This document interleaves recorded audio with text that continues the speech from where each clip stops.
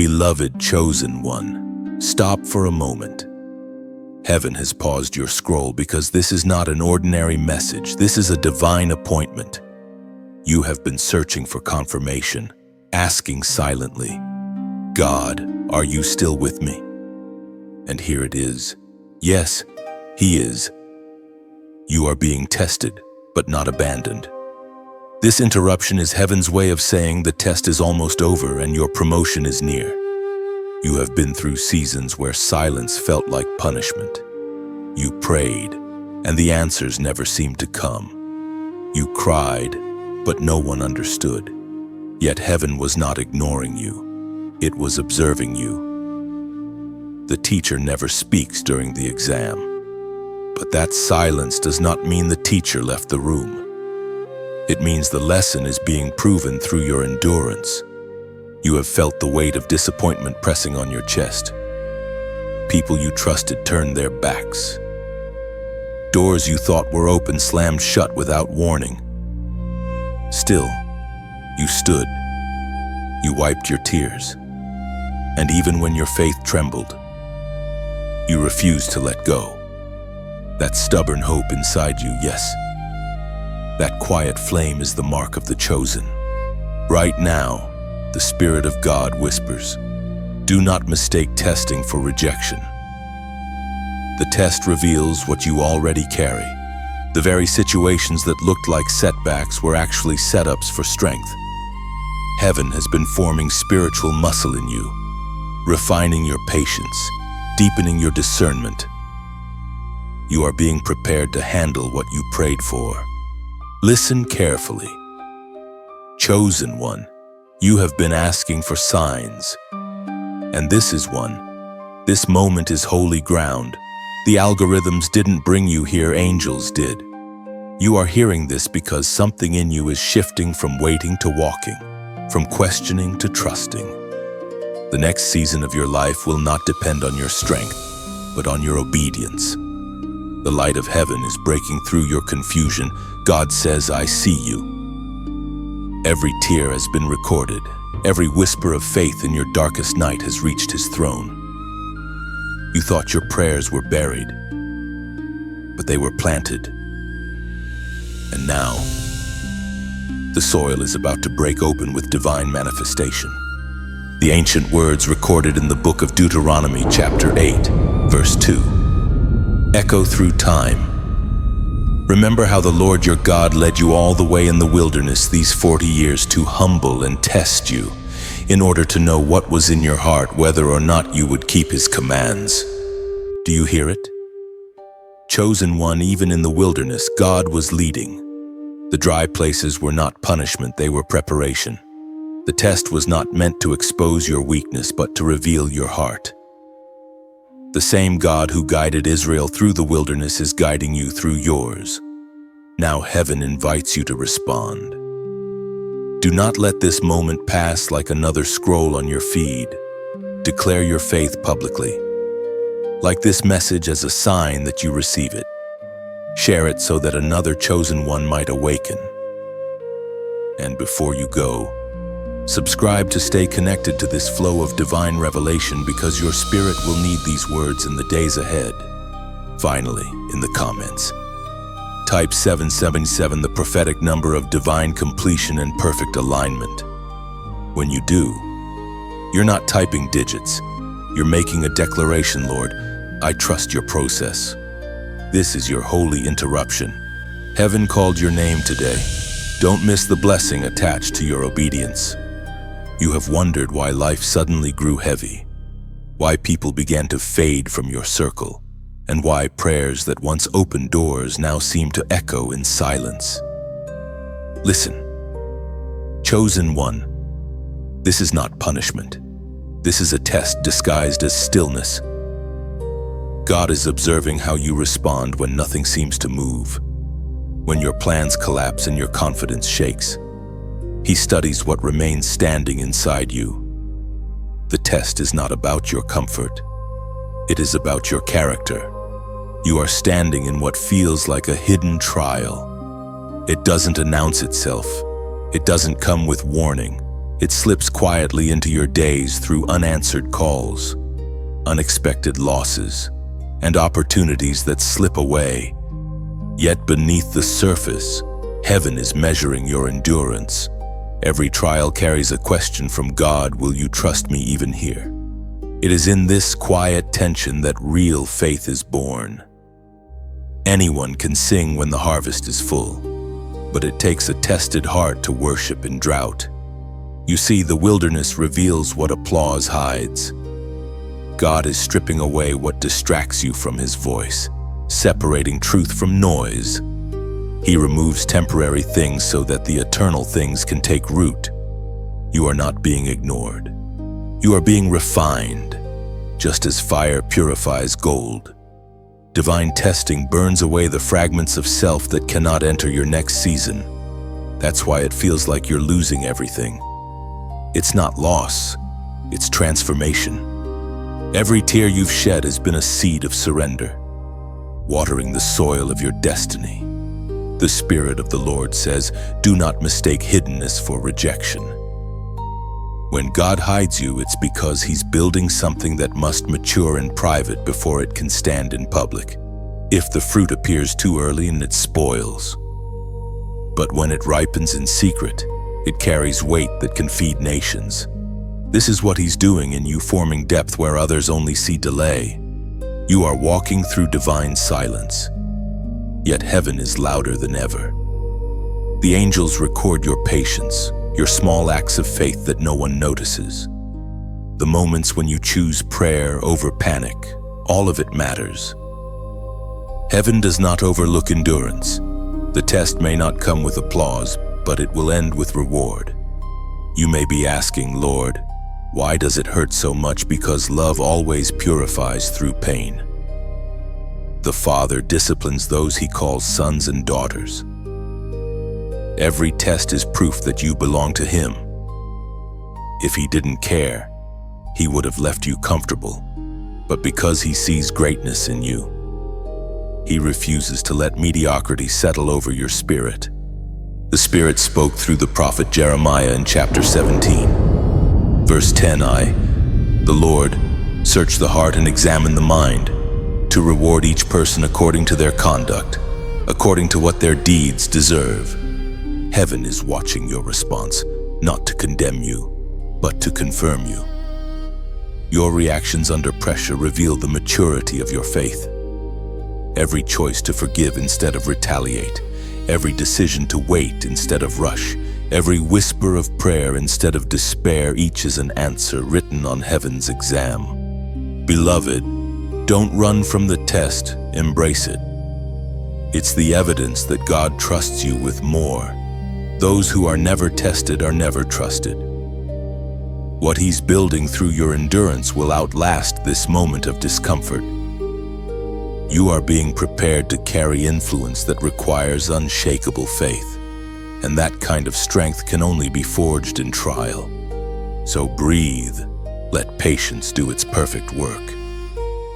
When this season ends, and it will, you will not only have survived the test, you will have become the very proof of God's faithfulness. Chosen one, you have been living inside the tension of waiting. The days feel stretched, and time itself seems to mock your faith. You pray and see no answer. You move forward and meet invisible walls. But listen, this is not a punishment. It is a process. The waiting is sacred ground where God does His deepest work. In this divine delay, heaven is not silent. The silence you feel is actually instruction without words. God is building something in the dark, a strength that cannot be shaken, a faith that cannot be bought. You may not see the construction, but the blueprint is unfolding perfectly according to His plan. Waiting is not weakness, it is warfare. Every day you refuse to quit, you defeat the lie of the enemy that says, it's over. Every time you choose patience instead of panic, you push back the darkness that wants you to give up. What you call delay, heaven calls preparation. The blessing you prayed for is not denied, it's maturing. The Father is stretching your faith. teaching you to breathe through uncertainty, to rest even when you don't understand. You're learning the difference between motion and progress, between comfort and growth. Waiting doesn't mean nothing is happening. It means something is forming that must not be rushed. Do you remember how the seed works? It disappears into the soil, buried where no one can see. For a time, it looks lifeless. But beneath the surface, pressure is producing life. That is your season right now, buried but not dead, hidden but still growing. According to what is revealed in the book of Lamentations, chapter 3, verses 25 and 26. The Lord is good to those whose hope is in Him, to the one who seeks Him. It is good to wait quietly for the salvation of the Lord. The word speaks clearly. Waiting quietly is not doing nothing. It is choosing trust when your mind wants proof. Your waiting is not a pause in your destiny. It is the preparation of your foundation. God is teaching you to stand still so that when the next wind comes, you will not fall. The enemy whispers that nothing is changing, but heaven smiles because everything is. Every moment you remain faithful becomes a testimony. Every sigh, every prayer, every tear is being gathered into the story that will one day inspire someone else's endurance. Beloved, take heart. The time you think you are losing is actually being redeemed. You are not behind schedule. You are exactly where God wants you to be. When this season lifts, you will look back and see that every delay was divine. Now, to seal this truth in your spirit, comment, waiting with purpose. These 3 words are more than a phrase. They are a declaration that your waiting is intentional, not wasted. When you write them, you are proclaiming, I am not just surviving this delay, I am growing through it. I will not despise this process, because purpose is being born in me. And when you truly believe that, the weight of the waiting becomes the wings of your rising. Comment waiting with purpose. This is not a random phrase, it is a prophetic act. When you type it, you are declaring that every quiet season of your life is birthing unseen strength, not silent defeat. Write waiting with purpose, to align your spirit with heaven's timing. It means you refuse to waste your waiting. You are training in patience, maturing in faith, and preparing your heart for what God has already promised. Chosen one, have you noticed how loud the darkness becomes when heaven seems silent? In the quiet spaces of your waiting, the enemy begins to whisper. His words are subtle, familiar, and they echo like your own thoughts. Maybe God forgot you. Maybe you misunderstood it. Maybe it's over. But understand this, those are not your thoughts. They are strategic lies sent to dismantle your faith. The enemy always attacks in the silence because silence exposes what we believe. When God stops speaking, the devil starts lying. His mission is not to destroy your promise, but to corrupt your perception, to make you question what you once knew in your spirit. If he can't stop the blessing, he'll try to convince you that it's not coming. That is why this battle isn't happening around you, it's happening within you. It's a war of words. Every fearful thought, every anxious whisper, every memory of disappointment is a dart meant to pierce your peace. But remember, even when the serpent whispers, the truth of God still thunders louder. The voice of God thundered in the book of Exodus, chapter 14, verse 14. The Lord will fight for you. You need only to be still. Do you see it? Chosen one. You don't have to fight back with fear. You don't have to prove your faith to anyone. The victory isn't in your shouting, it's in your stillness. The enemy thrives on reaction, but he trembles when you rest in confidence. When you stop chasing control and choose peace, you silence him completely. Satan has always been afraid of a calm believer. He feeds on panic, but when you stand still, You declare that your trust is rooted deeper than your emotions. Every time you choose calm over chaos, you wage warfare without words. The silence that once felt heavy becomes holy. It's where you begin to hear God's heartbeat again. Think of Jesus in the wilderness. The enemy tempted him with half-truths, twisting scripture to provoke doubt. Yet Jesus did not panic. He simply responded with what was written. The Son of God did not shout, he stood. That is your pattern. You don't need to prove what God already promised. You just need to remember what he said. When the enemy whispers, "You're alone," answer quietly, "I am never forsaken." When he says it's too late, remind him, "My times are in God's hands." And when he says you'll never rise, whisper back, "I already have." This is not denial. It is divine defiance, choosing truth over torment. Every whisper of doubt is an invitation to reaffirm your faith. Every shadow is a test of where you place your gaze. If you keep looking at the darkness, it grows larger. But if you fix your eyes on the light, the shadows flee. So don't be afraid of the whisper, discern it. When the voice of fear tries to mimic God's tone, look at its fruit.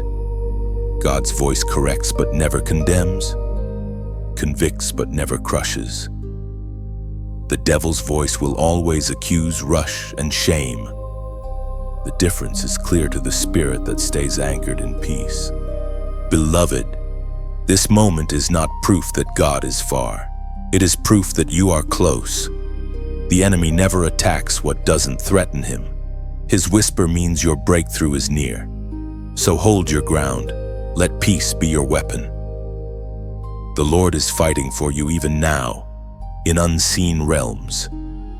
And soon every lie will fall silent before the sound of fulfilled promise. Chosen one, you've walked through the shadows and felt the heat of the fire. You've wondered, why must I keep enduring this? But listen, this is not a punishment, it's purification.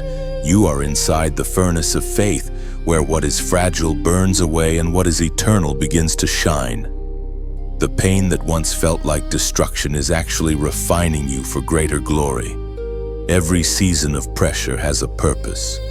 God has not abandoned you in the flames. He is standing beside you, unseen but unmistakably near, like gold placed in fire. You are not being reduced, you are being revealed. The heat exposes impurities, but it also awakens brilliance. That's why the struggle feels so personal, because the promise on your life is precious. There is a transformation happening beneath the pain. The fire is rewriting your identity, not who the world said you were, but who heaven declared you to be before you took your first breath. You are not merely surviving this season. You are being forged into a vessel that can hold divine power without cracking. The prophet Isaiah once spoke these words of comfort, and they still breathe through time in Isaiah chapter 43, verse 2. When you walk through the fire, you shall not be burned. The flames will not set you ablaze. For I am the Lord your God. Those words are not poetic, they are a promise. You may feel the flame, but it cannot consume you. You are walking proof that the fire only touches what is temporary. The real you, the chosen you, the spirit within you remains untouchable.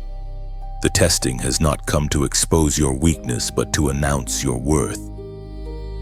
Heaven never refines trash, it refines treasure. The intensity of your trial is the evidence of your value. You carry something dangerous to the kingdom of darkness, and the fire is heaven's way of securing it. And when you emerge, because you will not smell like smoke. You will walk differently, speak differently, love differently.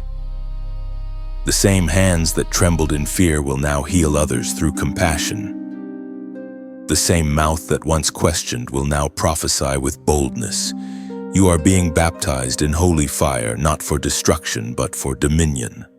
Beloved, every flicker of pain is God whispering, I'm still here. The flames are not proof of absence, but of involvement. He is closer than ever, watching every spark, ensuring that nothing burns beyond what you can bear. The same God who allowed the fire is the same one who commands it to release you at the perfect time. And when that time comes, the glow upon your life will draw others who are still afraid of their own fire. They will look at you and see what survival looks like when grace leads the way. Now, before this moment fades, let your heart respond not out of obligation, but out of recognition. If this word has touched something deep within you, let your response become part of the flame. When you choose to like these words, it is not just a click, it is the spark of agreement that says, yes, I am being refined. When you share it, you scatter embers into other hearts still trapped in the dark.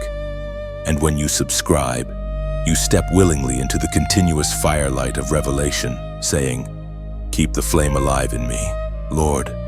No one can force you into this act of faith. It must rise freely, like incense from a heart that burns for truth, because every true flame is born from choice. You are gold in the making, chosen one. The fire isn't your ending, it's your unveiling. Chosen one. By now you've begun to notice that heaven's clock doesn't match the clock on your wall.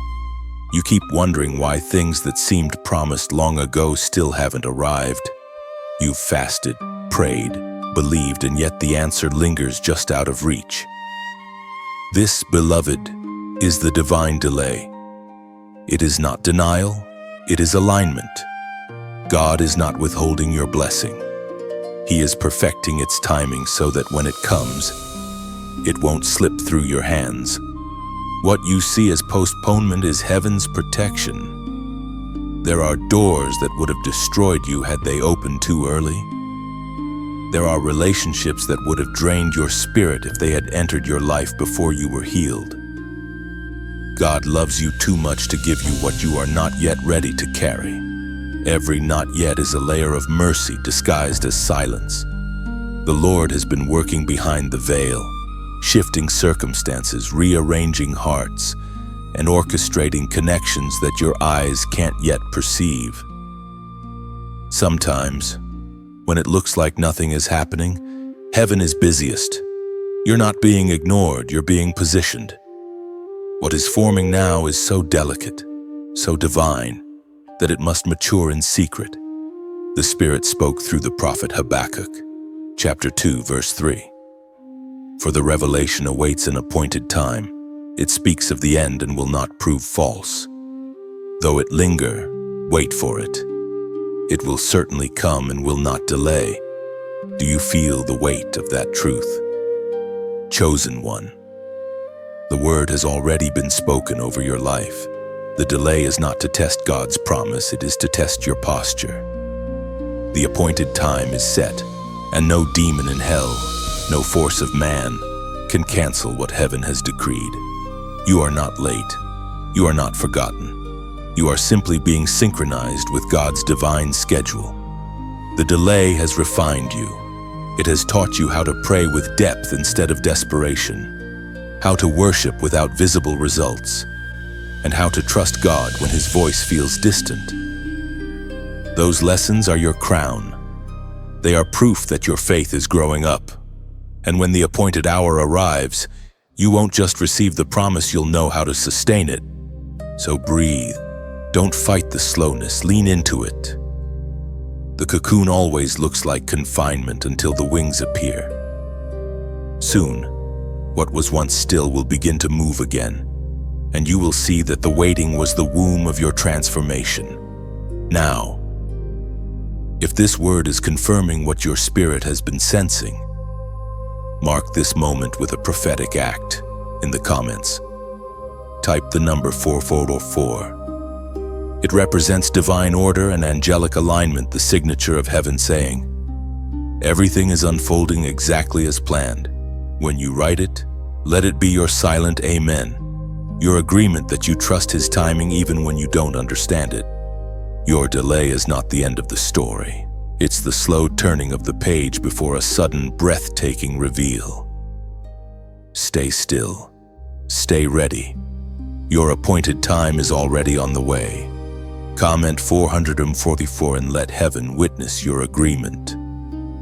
These 3 digits are not random. They declare that you trust God's perfect order, believing that what feels delayed is actually being aligned under divine precision.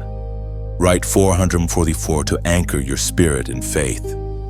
It's your silent testimony that you're done rushing divine timing. You're resting in His rhythm, knowing every pause is positioning you closer to the fulfillment of His promise. Chosen one, there was a moment when everything fell apart. The plans that once seemed certain dissolved overnight.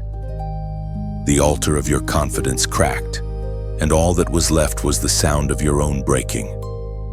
You tried to hold everything together, to be strong, to stay composed, but your hands could no longer contain the weight.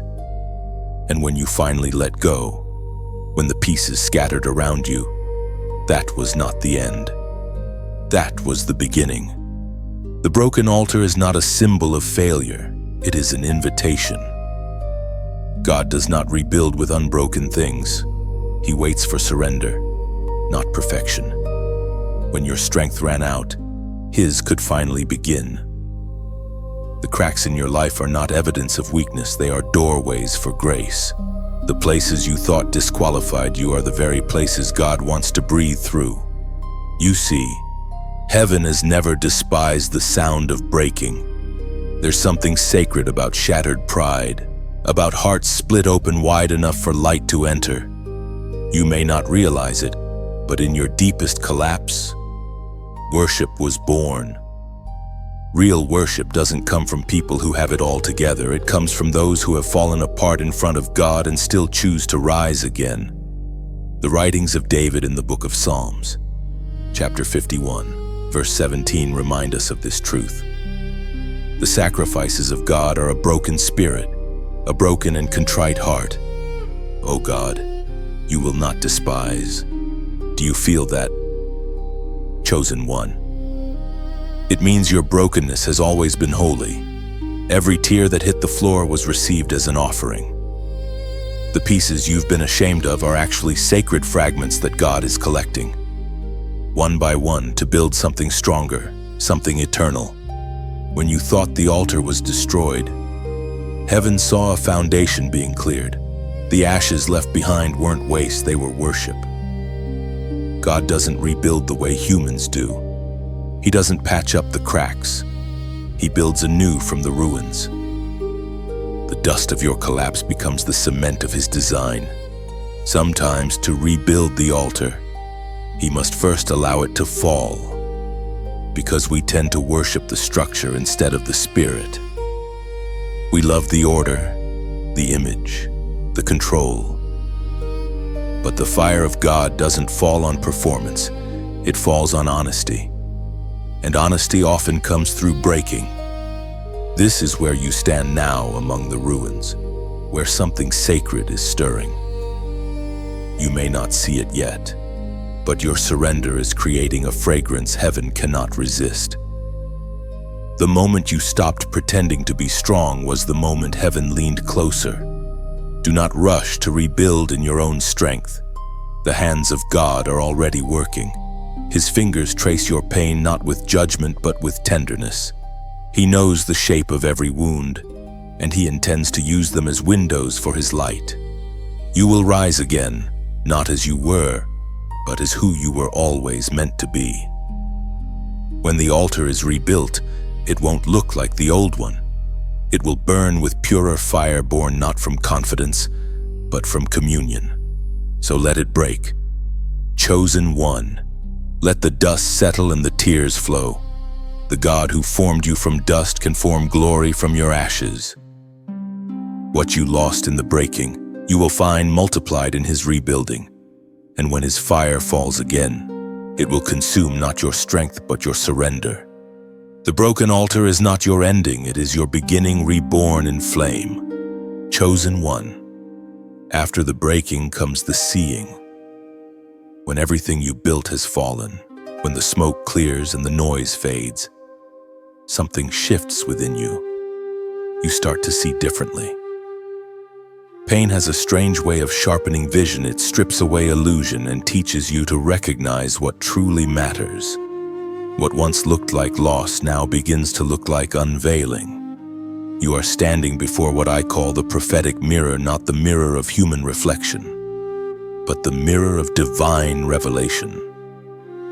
This mirror doesn't show your flaws, it shows your purpose. It reflects not what the world has told you that you are, but what heaven has written about you from the beginning. When you stand before it, you are reminded that your identity is not defined by your wounds, but by your calling. For too long, you've looked into the wrong mirrors held by others, warped by opinions, cracked by comparison. Each one showed you a distorted version of yourself, a version filtered through judgment or fear. But this mirror, this holy reflection, reveals the truth of your design. It doesn't flatter or exaggerate, it restores. The Apostle Paul wrote of this transformation in the second letter to the Corinthians, chapter 3, verse 18. And we all, who with unveiled faces contemplate the Lord's glory, are being transformed into his image with ever-increasing glory, which comes from the Lord, who is the Spirit. Look closely at that truth. As you gaze into the reflection of his presence, you are changed. You do not change by effort, by striving, or by self-improvement. You change by beholding. The more you see him, the more you see yourself clearly. His image becomes the lens through which you finally understand your worth. This is what the enemy tried to prevent. He wanted you blinded by shame so that you could never see what you carry. Because the moment a chosen one truly sees, darkness loses its grip. When you recognize that you are made in the image of the Almighty, you stop begging for validation and start walking in authority. The prophetic mirror doesn't show you what you lack, it shows you what you possess. You carry resilience, compassion, divine intuition, and the fire of perseverance. You have survived storms not to stay hidden, but to shine as proof that grace sustains. The cracks from your previous seasons don't disqualify you, they refract light, scattering it into beauty that reaches others. When you look into this mirror now, do not focus on the scars. See how they form a pattern, a map of redemption. Every wound that once made you question your worth has now become a place where glory leaks through. Your reflection no longer belongs to who you used to be. The person staring back at you has been remade through trials, through mercy, through time spent in the refining fire. There is peace in this seeing. You no longer chase identity and the approval of others. You no longer need the world to confirm what heaven already settled. You have become both the reflection and the light. You walk in rooms differently now, not demanding to be seen, but carrying a stillness that commands attention because heaven recognizes itself in you. So stand before the prophetic mirror, chosen one. Do not flinch. Let the light reveal the parts you once hid. Let the reflection of glory remind you that you were never ordinary, never forgotten, never unworthy. The eyes of heaven see you as you truly are, luminous, restored, transformed. And from this moment forward, may you never again believe the dim reflections of the world, because now you have seen yourself through the eyes of God, and that sight changes everything. Chosen one, every promise demands proof. Every word spoken over your life must pass through the fire of obedience before it manifests. You have prayed for breakthrough, but heaven is now watching for your response. This is the test of obedience, a sacred crossroad where faith is no longer a feeling but a decision. Obedience doesn't always roar. Sometimes it whispers. It looks like choosing forgiveness when bitterness feels easier. It looks like walking away from comfort when God says move. It is doing what doesn't make sense because his voice matters more than logic. Many hear the word, but few obey it. Yet it is obedience that separates the called from the chosen. When God tests obedience, He doesn't need information, He already knows your heart. The test is for you to see what truly rules your spirit.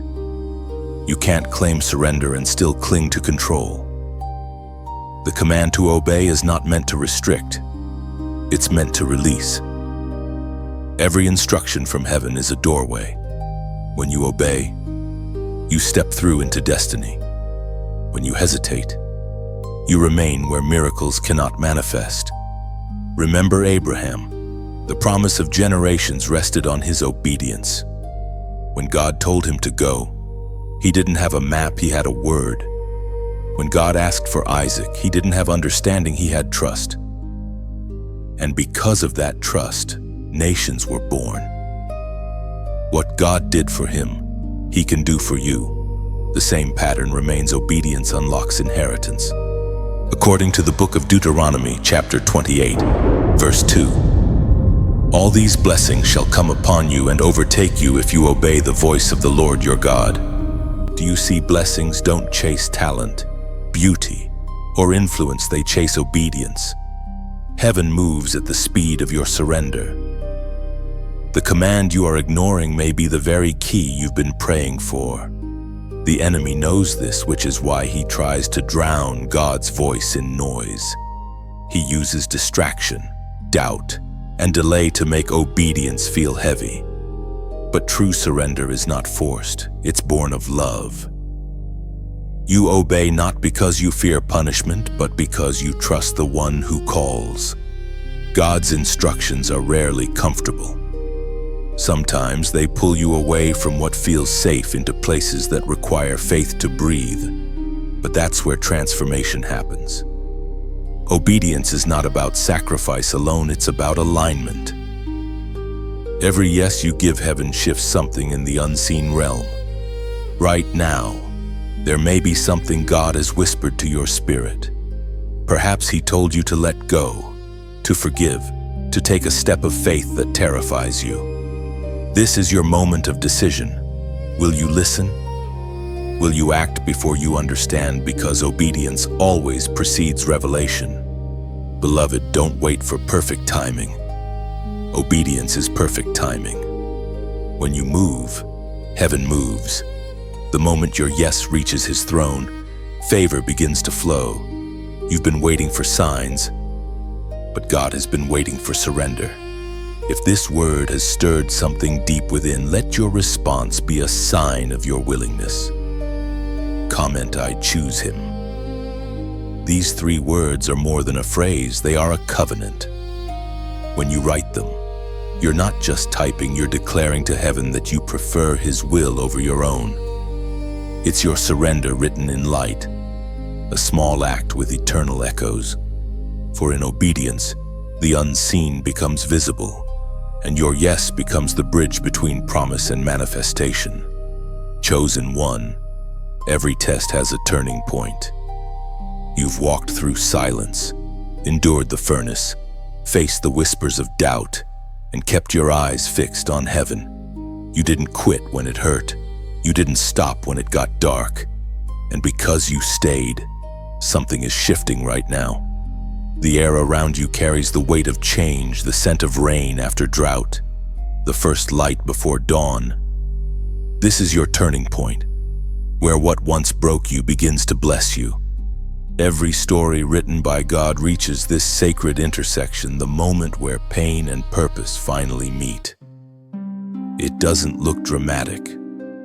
It comes quietly, like morning sunlight slipping through curtains that have been closed too long. It arrives in small confirmations, a door opening effortlessly, a peace replacing panic, a strength you can't explain. You realize the season of surviving is giving way to the season of soaring. Think of the caterpillar. It doesn't escape the cocoon, it transforms within it. What felt like confinement was creation. The same walls that pressed you were shaping your wings. And now, Heaven whispers, "It's time." The stretching, the silence, the pruning, they were never punishment. They were preparation for flight. The Apostle Paul wrote in Romans chapter 8, verse 28, "And we know that in all things God works for the good of those who love him, who have been called according to his purpose." These are not just comforting words, they are the heartbeat of your journey. Every disappointment has been woven into design. Every tear has watered the soil where new life is about to grow. God never wastes pain. He repurposes it into beauty. This is your moment of divine reversal. The winds that once pushed against you are now shifting behind you. What you thought was resistance was actually redirection. Heaven is aligning paths, opening unseen doors, and setting in motion what was once delayed. The same story that once made you cry will soon make you grateful. And now, as this turning begins, let your heart respond freely, not from pressure, but from recognition. When you choose to like these words, it's as if you're lighting a small candle on your altar, a flicker that says, "I see what you're doing, Lord." That simple act becomes a whisper of gratitude in the unseen. When you share this message, imagine yourself as a messenger carrying water through the desert. Someone out there is weary, waiting for a sign that hope still exists. Your sharing becomes their drink of courage, your obedience, their awakening. And when you subscribe, it isn't about joining a page, it's about choosing to remain where the flame continues to burn. You're saying, "Keep me close to the flow of light, Lord. Keep me ready for what comes next." Nothing about these gestures is ordinary. Each one is symbolic, a small movement of faith. Because when your heart recognizes divine truth, it naturally wants to respond. Light always seeks light. You've reached the edge of a new chapter. The dust is settling, the horizon is glowing. What's ahead is not random, it's redemption unfolding. The turning point doesn't erase the past, it transforms it into testimony. So breathe deeply, lift your head. The night did its work, and now morning is here. Heaven's clock strikes now, the sound of your next beginning. Chosen one, let gratitude rise like sunlight within you. Every ember of pain has turned to gold in God's hands. You are not the same. This is your dawn, your divine awakening. Step forward, radiant, ready, reborn in purpose. Chosen one, heaven has been watching. Every silent prayer, every moment you chose grace over anger, every time you kept walking when your feet trembled, none of it went unnoticed. You may have felt invisible, but in the invisible realm, you were the focus of heaven's attention. There are scrolls filled with your name, reports written in light, carried daily before the throne. The angels know your story, they have witnessed your endurance. This is the angelic report, and it has been growing quietly with each act of faith you've made. Angels do not measure success by how loudly you worship, but by how deeply you trust. They have recorded your battles, the nights you wrestled with despair, the mornings you chose hope again. They've seen the moments when darkness whispered, and yet you lifted your eyes anyway. Those moments, beloved, were not small. They were eternal. The word declares in Malachi chapter 3, verse 16, "Then those who feared the Lord spoke with one another, and the Lord listened and heard them." A scroll of remembrance was written in his presence concerning those who feared the Lord and honored his name. Do you see it? Heaven keeps records not of your failures, but of your faithfulness. Every quiet yes you've whispered has weight in the spiritual realm. The angels do not overlook tears, they collect them. Your pain has been noted, not to define you, but to redeem you. In the unseen courts of heaven, your endurance has been read aloud. When you chose to forgive instead of retaliate, the angels rejoiced. when you stayed kind in the face of cruelty. Your name was written again in the light of obedience. These reports are not mere symbols, they are testimonies that shape eternity. You've walked through seasons where you thought no one understood your effort, no one noticed your heart. But heaven did. You have been like a quiet soldier on a battlefield no one could see, fighting wars of the soul with invisible weapons, patience, forgiveness, faith, and every victory, no matter how small, echoed in heaven's corridors. There are times when you wonder if it's worth it, if the unseen obedience has any impact. But the angels know the answer, and they carry proof. The kingdom advances not through grand gestures, but through faithful hearts. You have become one of those hearts, a light that stands firm while others flicker. Think of Daniel, whose consistency moved angels into motion. He prayed behind closed doors, yet his faith shook entire empires. The angel told him, "From the first day you set your heart to understand, your words were heard." That same truth applies to you. The first time you chose to trust, heaven noticed. The first time you refused to curse your pain, heaven took record. Even now, angels are delivering reports of your perseverance, not to inform God he already knows, but to announce completion. The tests have been witnessed. The refining is nearly done. Heaven's attention has not wavered. Its timing is precise. Your faith has caused ripples beyond your understanding. Somewhere, someone's heart is being strengthened because of what you endured. Your endurance has become intercession. It speaks for others who have no words left to pray. That is the weight of divine witness. Your story inspires deliverance for others.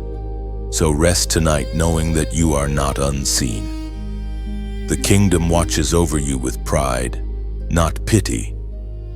Heaven is preparing to reward what it has recorded. The report of your life glows brighter with each act of trust. And when the trumpet of your next season sounds, it will be read aloud as testimony. Here stands one who endured. Here stands one who believed.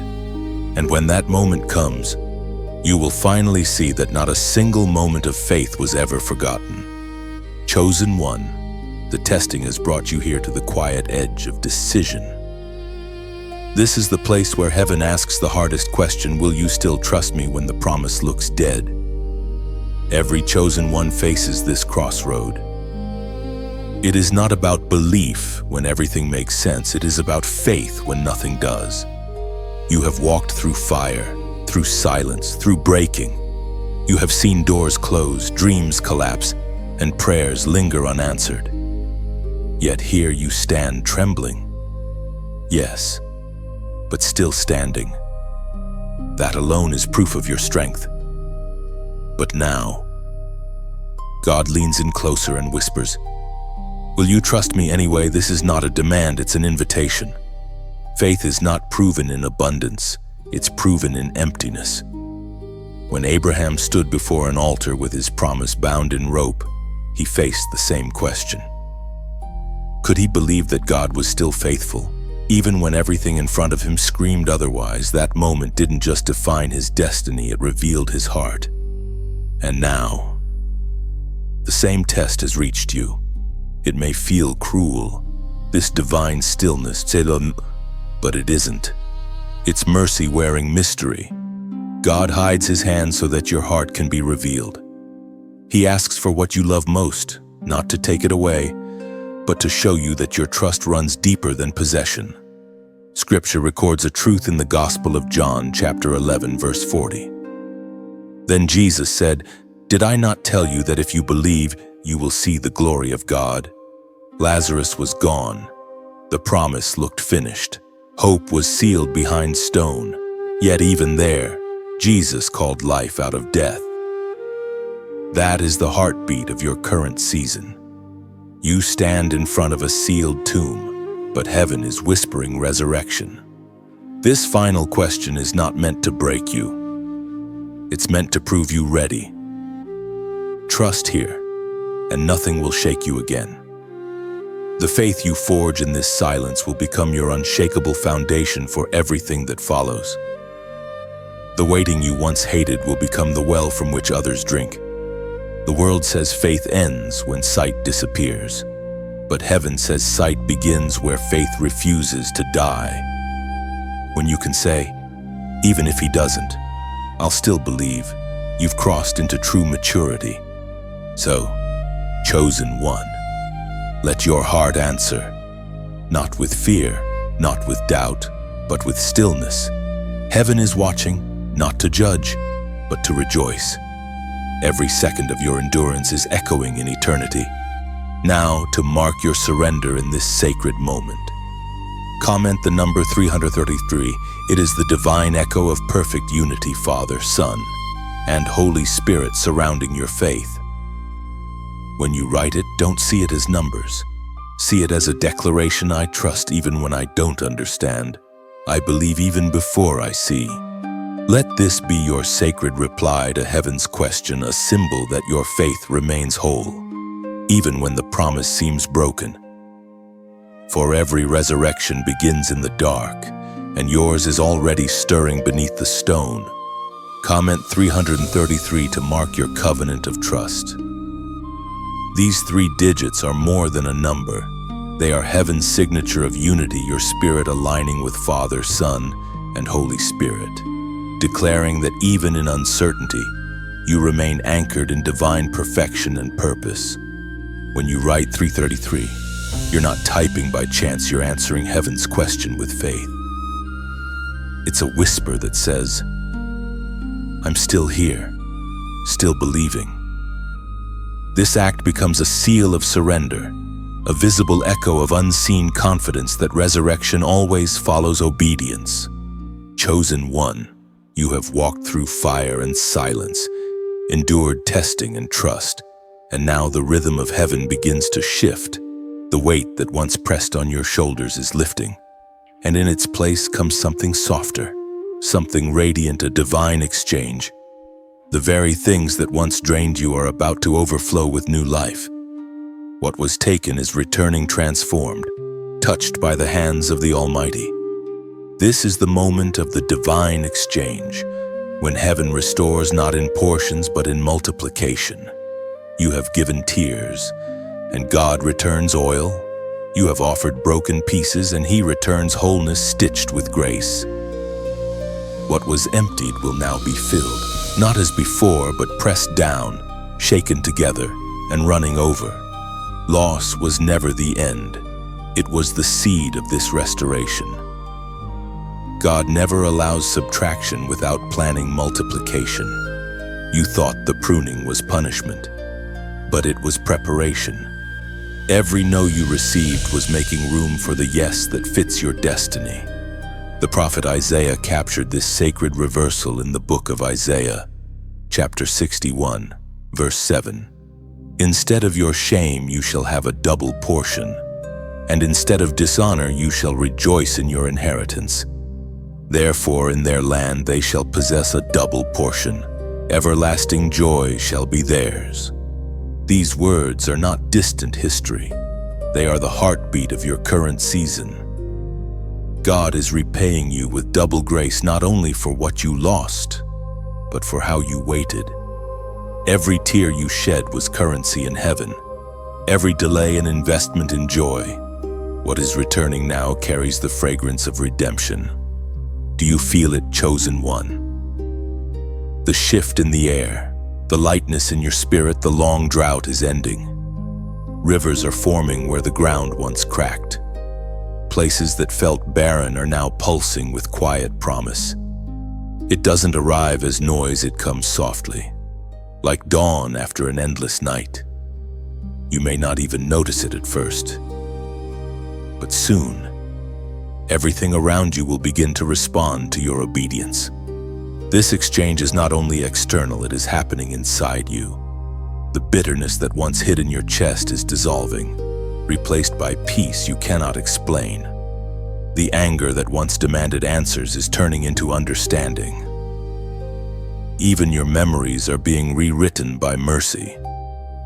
You will look back on what hurt you and feel gratitude instead of grief. That is how thorough divine restoration is. It heals even hindsight. Heaven is not simply returning what you lost. It's reintroducing you to yourself, the version of you that existed before disappointment, before betrayal, before fear.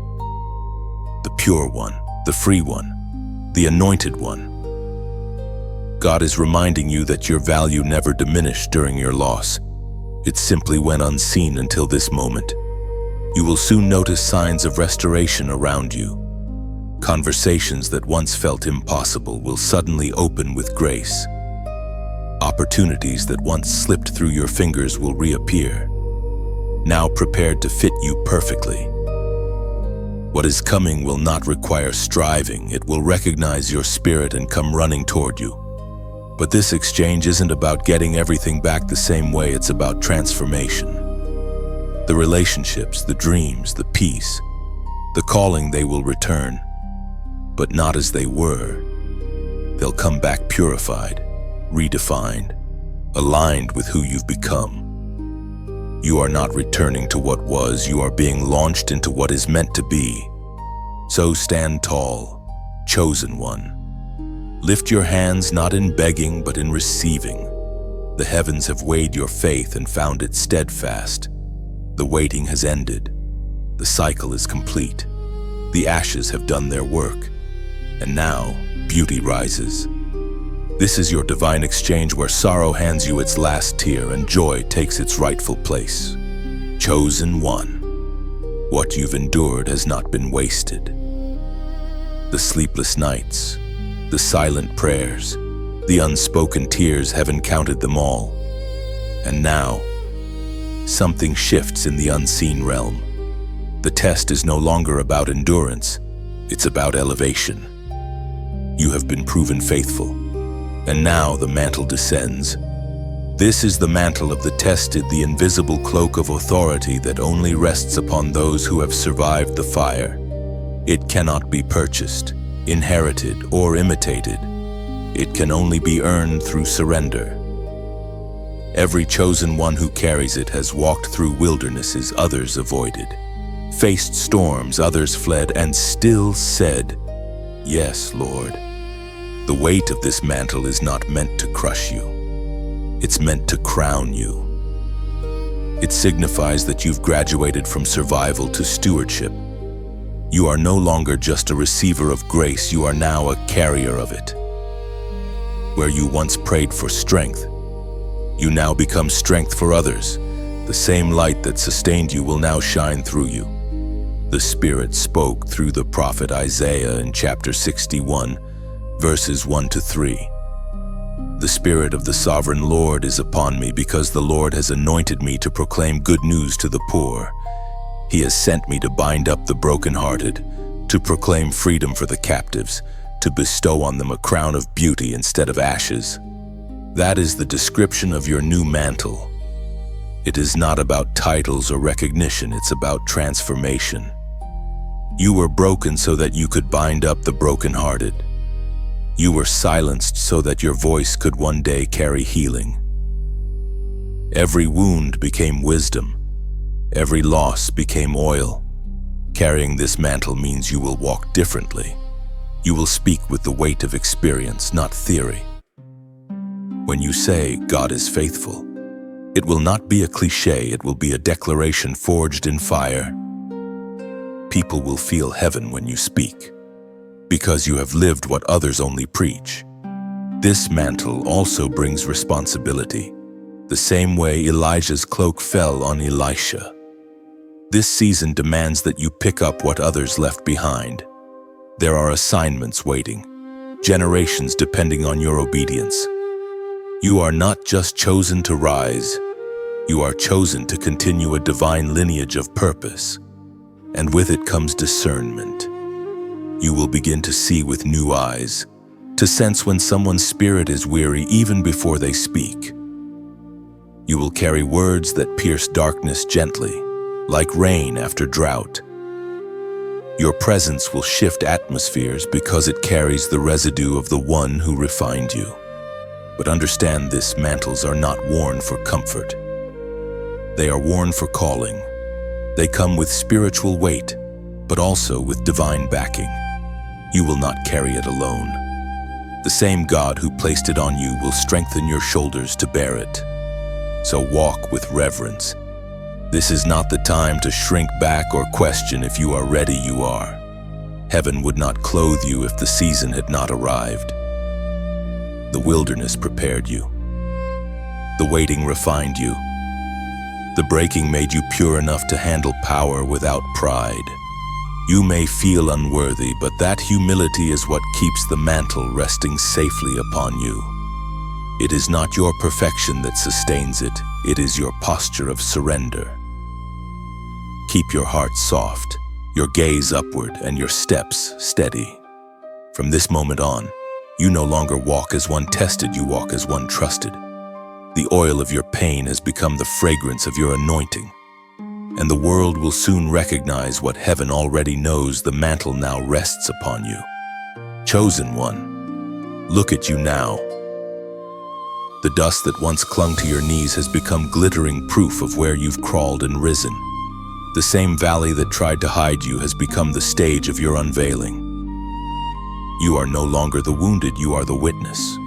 Heaven calls you crowned witness because your pain is turned into proclamation.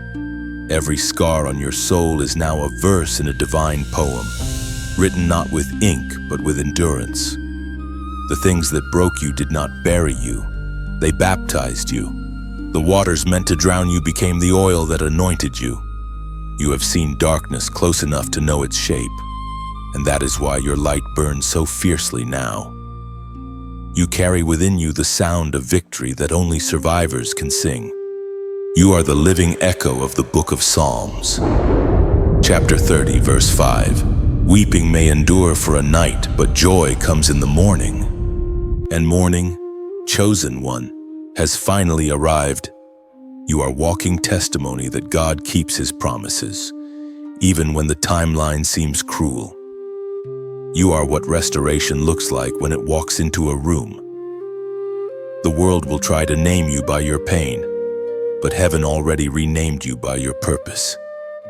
You are not the one who was hurt, you are the one who overcame. You have become a lighthouse in the fog, a quiet flame guiding the lost back home. People will not follow your perfection. They will follow your perseverance. They will recognize the same cracks in themselves and see light spilling through yours. That's how revival begins, not with sermons, but with scars that shine. And now, heaven whispers, share what you carry, not as obligation, but as overflow. When you like these words, it is as if you're lighting a small lantern, acknowledging that the fire in you still burns. When you share, imagine scattering sparks across a dark field somewhere out there. Another weary soul will see your light and remember hope again. And when you pause to comment, let it not be noise, but offering. Type something simple from your heart, whatever word feels like a seed today. Grateful, alive, restored. Those aren't just comments, they are confessions of faith written in the digital dust. Reminders that faith can breathe even through a screen. If your spirit still hungers for this voice that keeps finding you at divine hours, let your next quiet step be to subscribe, not to follow a page, but to follow the sound of your awakening whenever it calls again. It is not pressure, it is participation, a decision to stay near the flame that once found you in the cold. Everything about this response must come freely, beautifully, like worship. For what is faith if not love expressed without demand? You are crowned now not with gold that fades, but with endurance that glows. Your crown is invisible to some, but heaven sees it gleam each time you forgive, each time you rise again. You are the testimony that mercy is not theory. It is breath. So lift your head, chosen one. The journey did not end in ashes, it ended in glory. You are living proof that God never wastes a wound. The world will see your crown and not realize it was the fire that forged it. Walk forward now, radiant one. The crown upon your spirit was not placed by human hands, but by the breath of God Himself. Every step you take from here writes light into darkness. Your very existence is heaven's victory song made visible. Chosen one, you've passed through the seasons of testing, silence, and fire, and now the air around you feels different. It is lighter, clearer, thick with promise. You have entered what heaven calls the overflowing season, a divine rhythm where everything once withheld begins to flow freely again.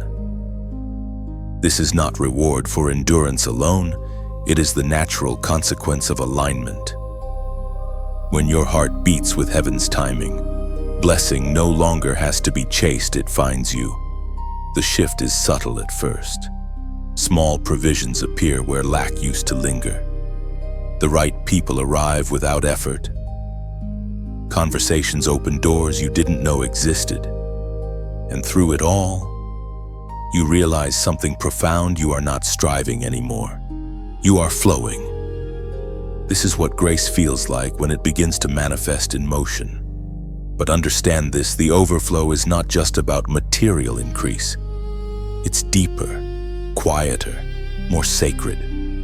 It is the peace that settles after chaos, the laughter that returns after years of silence, the ability to breathe without fear of losing what you love.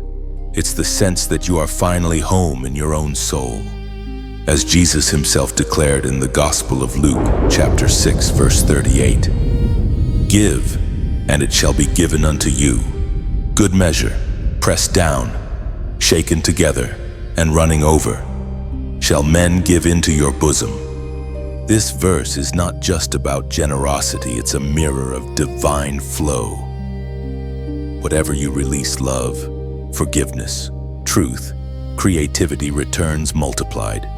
You have learned to sow even when it hurt, to keep giving even when no one saw.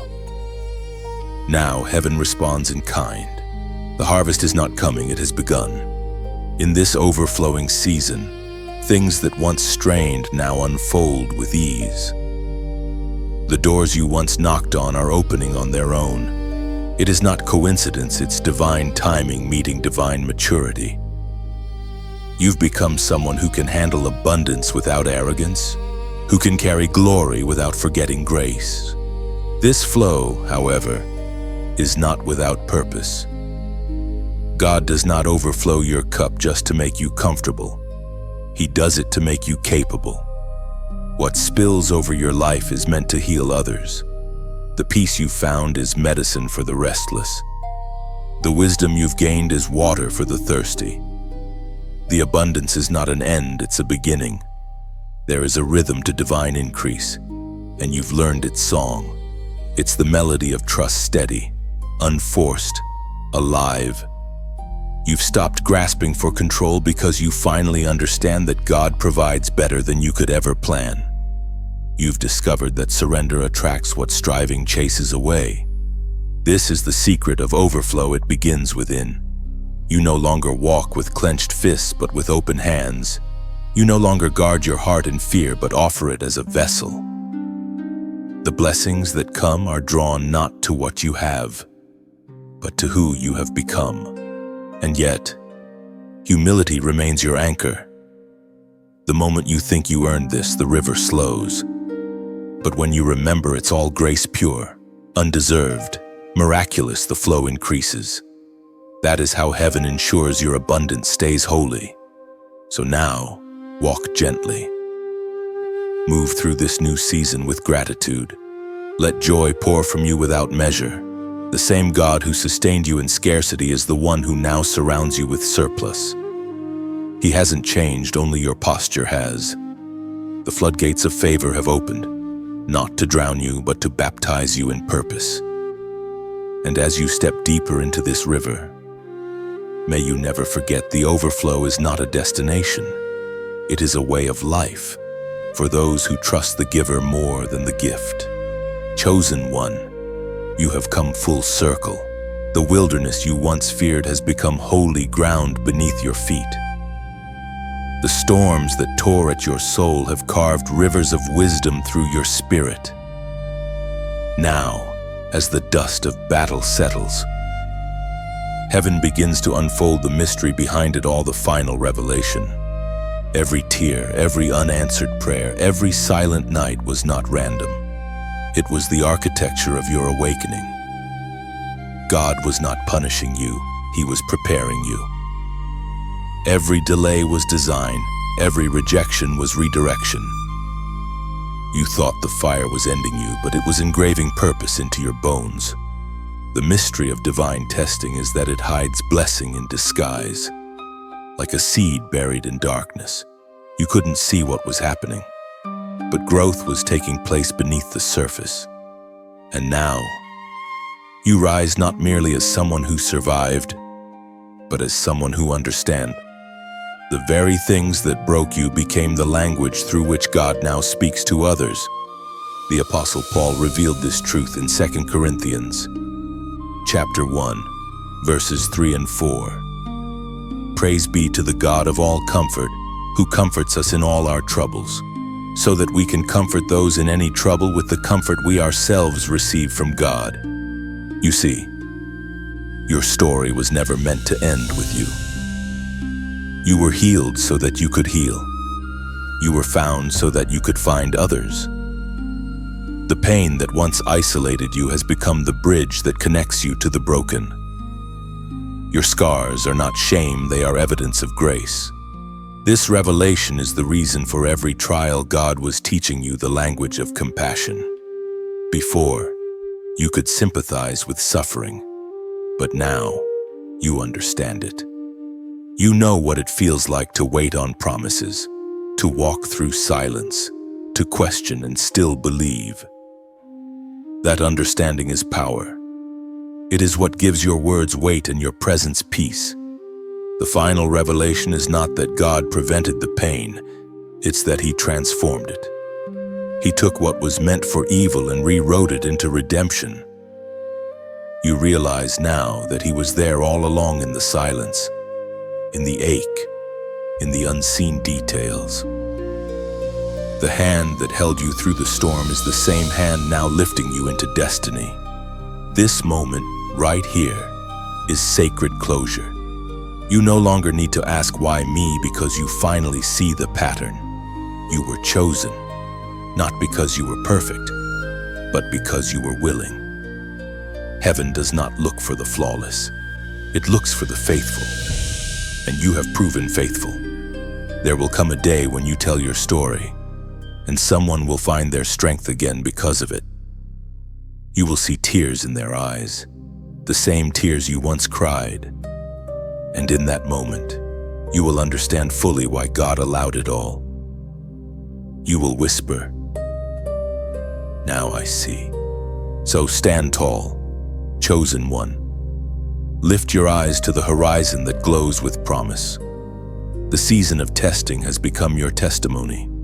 The ashes you carried are now the oil you pour out for others. Heaven's purpose has unfolded, and your life has become the message you were born to deliver. The test was never to destroy you. It was to reveal the strength heaven placed within you before the beginning of time. And now that strength has a voice, a name, a purpose, you, chosen one, you've reached the end of this journey, but not the end of your story. Everything you've read, every truth that has pierced your heart, has been heaven's gentle way of preparing you for what comes next. The testing was never meant to destroy you. It was meant to reveal you. The breaking was the doorway, the waiting was the womb, and now you walk as one reborn. This message found you for a reason. The words were not written merely to inspire, but to awaken. You are part of something divine, a wave of chosen souls being called to rise in faith, light, and purpose. You are proof that endurance bears fruit, that pain can become prophecy. If these words have met you where only God could reach, then let your heart respond freely.